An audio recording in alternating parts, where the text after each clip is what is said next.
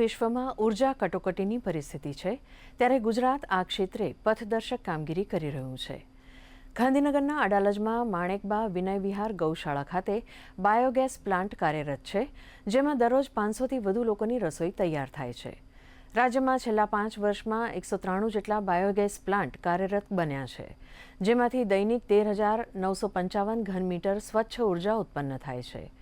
આવી સંસ્થાઓમાં સ્વચ્છ ઉર્જાની સાથે સેન્દ્રિય ખાતર પણ મળે છે, જે રાસાયણિક ખાતરનો ખર્ચ ઘટાડે છે અને જમીનની ફળદ્રુપતા વધારે છે.